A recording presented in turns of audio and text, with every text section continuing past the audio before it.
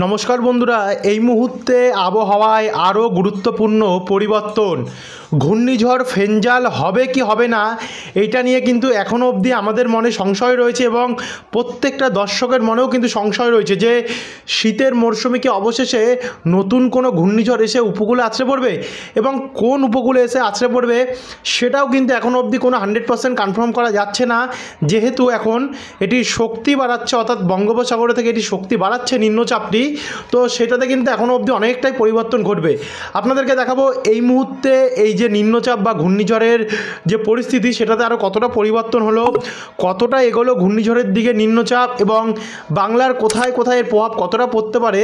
তো ভিডিওটিকে কিন্তু বিনা স্কিপ করে আপনারা বন্ধুরা শুরু থেকে শেষ পর্যন্ত দেখতে থাকুন এবং আগামী 10 দিন বাংলাদেশ, পশ্চিমবঙ্গ সহ বাংলাদেশ এবং ভারতের বিভিন্ন অংশে টেম্পারেচার কতটা নামবে, অর্থাৎ শীতের ইমেজ কতটা পড়বে, শীতের আমেজ কতটা পড়বে, তো সেটা আপনাদের কাছে এই আপডেটের মাধ্যমে তুলে ধরবো। তো ভিডিওটাকে কিন্তু বিনা স্কিপ করে শুরু থেকে শেষ পর্যন্ত দেখতে থাকুন। তো চলুন বন্ধু ভিডিওটিকে শুরু করি।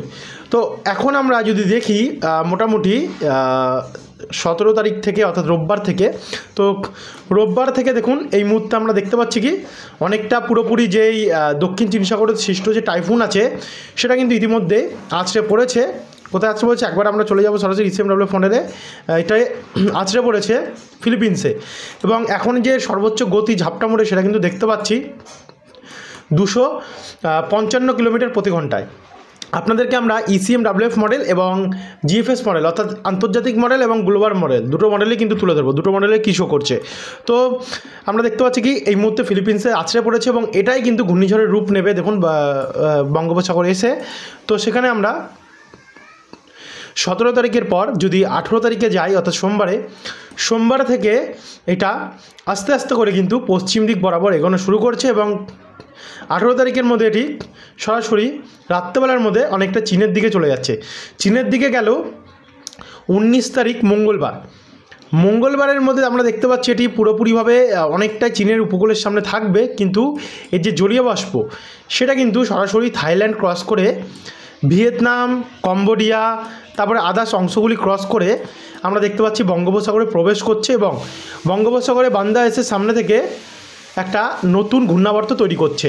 তো সেখান থেকে আমরা আরেকটু যদি প্লে করলে মোটামুটি 19 তারিখ রাত্রেবেলার মধ্যে আরও প্রখর হচ্ছে এই যে জলীয় বাষ্প টানার পরিস্থিতিটা।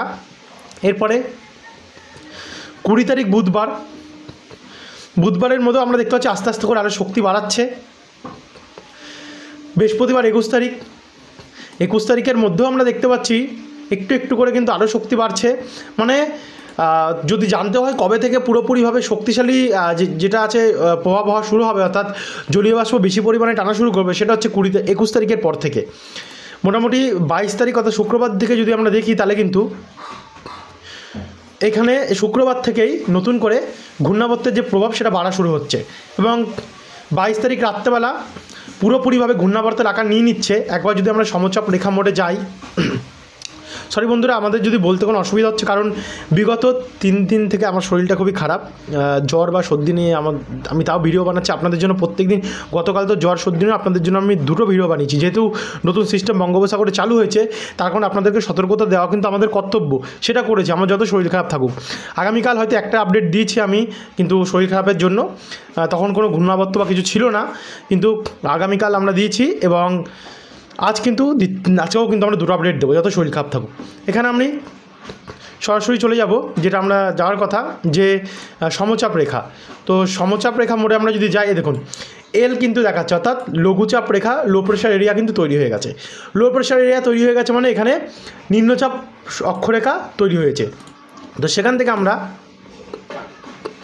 শনিবার 23 তারিখের মধ্যে দেখতে পাচ্ছি এই যে শক্তিশালী প্রভাব সেটা কিন্তু তৈরি হওয়া শুরু হয়ে যাচ্ছে গিয়ে। মোটামুটি 23 তারিখে ঘূর্ণাবর্ত তৈরি হয়ে রোববার 24 তারিখের মধ্যে কিন্তু এটি শক্তি বাড়ানো শুরু করে দেবে। তারপরে আমরা আরেকটু যদি যাই, মোটামুটি রোববার দুপুরের মধ্যে এটি আন্দামান এবং নিকোবর দ্বীপপুঞ্জের দিকে ব্যাপক পরিমাণে দমকা ঝড়ো হাওয়া দেবে, যার ফলে বজ্রপাত সমেত বৃষ্টি হবে এই দিকগুলোতে। একই সঙ্গে আমরা দেখতে পাচ্ছি অনেকটা বড় এরিয়া নিয়ে কিন্তু এটি রয়েছে, অনেক বড় এরিয়া নিয়ে। এদিক থেকেও জলীয় বাষ্প টানছে, এদিক থেকেও জলীয় বাষ্প টানছে, অনেকটা বড় একটা সার্কেল হয়েছে দেখতে পাচ্ছেন। তো 24 তারিখ থেকে আমরা যদি সোমবার 25 তারিখের দিকে যাই, সে সময় যে ঝাপটা মোড়ের যে সর্বোচ্চ গতি সেটা কিন্তু আমরা দেখতে পাচ্ছি ECMWF মডেলে 71 কিলোমিটার। একবার যদি আমরা বায়ু মোডে যাই, বায়ু মোড সে সময় বলছে 52 কিলোমিটার প্রতি ঘন্টায়। বায়ু মোড যদি 52 কিলোমিটার প্রতি ঘন্টায় হয় তাহলে কিন্তু সেটা কম নয়, মোটামুটি নিম্নচাপটাই কিন্তু শুরুতেই কিন্তু শক্তিশালী নিম্নচাপে পরিণত হয়ে যাচ্ছে। আর 70 কিলোমিটার দমকা ঝড়ো হাওয়া। তারপরে আমরা একটু এগিয়ে গেলে 25 তারিখ দুপুরের কন্ডিশনটা দেখলে আমরা দেখতে পাচ্ছি ঘূর্ণাবর্ত অর্থাৎ নিম্নচাপ আস্তে আস্তে করে উত্তর পশ্চিম দিক বরাবর এগোচ্ছে। এটা কিন্তু ECMWF মডেল, এবং ECMWF মডেল আমরা দেখতে পাচ্ছি কি ECMWF মডেল নিম্নচাপই বলছে। এখন অবধি কিন্তু ঘূর্ণিঝড়ের লাইসেন্স ECMWF মডেল দেয়নি। এবার যদি আমরা আবার বায়ু মোডে যাই, এটা তো বায়ু ঝাপটা মোডে দেখছি 75, বায়ু মোডে বলছে সে 51 কিলোমিটারই থাকবে, মানে এখন অবধি এটি নিম্নচাপেই রয়েছে। তারপরে আমরা আরেকবার চলে যাব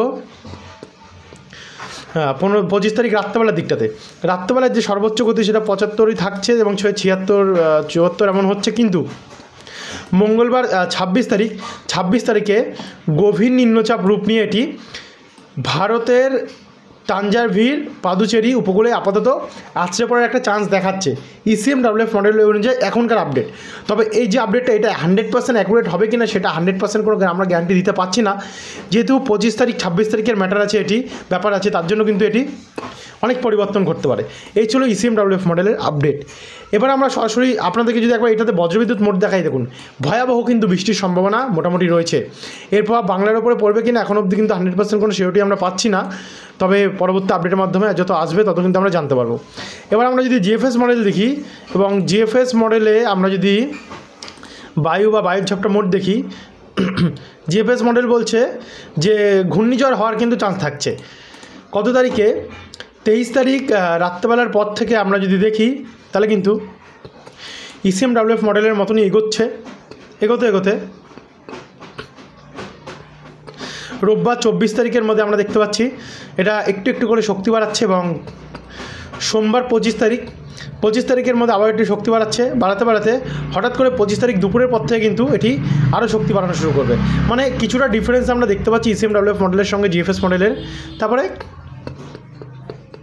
আস্তে আস্তে করে এটি চলে যাচ্ছে ভারতের দক্ষিণ পূর্ব সাইডের উপকূলগুলিতে, যার ফলে দেখুন GFS মডেল বলছে এই মুহূর্তে নতুন আপডেট ঘটেছে।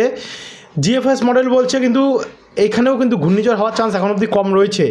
একবার যদি আমরা বায়ুমোড দেখি, বায়ুমোড কী বলছে 61, মানে 65, দেখুন 65 কী রয়েছে, 62, 63 রয়েছে, মানে এখন অবধি কিন্তু ঘূর্ণিঝড় হওয়ার চান্স কিন্তু কম, অর্থাৎ না ঘূর্ণিঝড় হওয়ার চান্স রয়েছে। দেখুন বায়ুমোড বলছে 67 কিলোমিটার, মানে ঘূর্ণিঝড় হওয়ার চান্স রয়েছে এখন অবধি। কখনও শক্তি বাড়ছে, কখনও শক্তি কমছে, এর জন্য আমাদেরও বুঝতে অনেকটা অসুবিধা হচ্ছে। প্রত্যেকটা চেঞ্জ যেহেতু আপনাদেরকে আমাদের দেখানোর কর্তব্য, প্রত্যেকটা জুম করে তার জন্য কিন্তু দেখাচ্ছি। তো 26 তারিখের মধ্যে এটা আমরা দেখতে পাচ্ছি উপকূলে পুরোপুরিভাবে না আছড়েও এটা কিন্তু এদিকে যাওয়ার একটা আমরা চান্স দেখতে পাচ্ছি। কারণ এটা পশ্চিম দিক বরাবর এগুলো আবারও কিন্তু পূর্ব দিক বরাবর একটা মানে এদিকের একটা টানার কিন্তু চান্স আমরা দেখতে পাচ্ছি। যেহেতু এখনই অবধি একটা উত্তর পূর্ব দিক বরাবর একটা চান্স আমরা দেখতে পাচ্ছি, তার জন্য কিন্তু এর গন্তব্যস্থল ওড়িশা বা অন্ধ্রপ্রদেশ সাইডও হতে পারে। এমনিতেও অন্ধ্রপ্রদেশে তো প্রভাব থাকবে, ওড়িশা সাইডে বা বাংলার ওপরেও কিন্তু এর প্রভাব থাকতে পারে, চান্স রয়েছে। তো 100% যে রয়েছে সেটা কিন্তু আমরা বলবো না। এবার আমরা যদি বজ্রবিদ্যুৎ মোডে যাই, দেখুন বজ্রবিদ্যুৎ মোডে বলছে যদি এই হিসাবেই আসে তাহলে কিন্তু ওড়িশা এবং পশ্চিমবঙ্গ দুদিকেই কিন্তু বৃষ্টির একটা চান্স থাকতে পারে। দেখুন বৃষ্টি কিন্তু ভালোই রয়েছে। এই হচ্ছে বজ্রবিদ্যুৎ মোড অনুযায়ী আপডেট। তো বন্ধুরা এই ছিল এখনকার আপডেট। আশা করি আপনারা বুঝতে পেরেছেন কোথায় কেমন পরিস্থিতি থাকবে, তুলে ধরলাম আপনাদের কাছে। এবার যদি আমরা তাপমাত্রা মোডে যাই, তাপমাত্রা মোডে গিয়ে আমরা যদি ECMWF মডেল যাই তাহলে কিন্তু আপনাদেরকে আমরা দেখাচ্ছি কোথায় কেমন টেম্পারেচার নামবে।